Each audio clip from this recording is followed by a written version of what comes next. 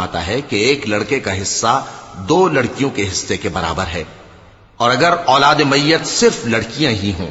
یعنی 2 یا 2 سے زیادہ تو کل ترکے میں ان کا 2/3 ہے، اور اگر صرف ایک لڑکی ہو تو اس کا نصف ہے، اور میت کے ماں باپ کا یعنی دونوں میں سے ہر ایک کا ترکے میں 6واں حصہ ہے، بشرطے کہ میت کی اولاد ہو، اور اگر اولاد نہ ہو اور صرف ماں باپ ہی اس کے وارث ہوں تو 1/3 ماں کا حصہ ہے، اور اگر میت کے بھائی بھی ہوں تو ماں کا 6واں حصہ ہوگا۔ اور یہ تقسیم ترکہ میت کی وصیت کی تعمیل کے بعد جو اس نے کی ہو یا قرض کے ادا ہونے کے بعد جو اس کے ذمے ہو عمل میں آئے گی۔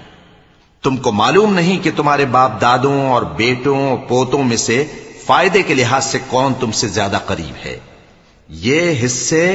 اللہ کے مقرر کیے ہوئے ہیں، اور اللہ سب کچھ جاننے والا ہے، حکمت والا ہے۔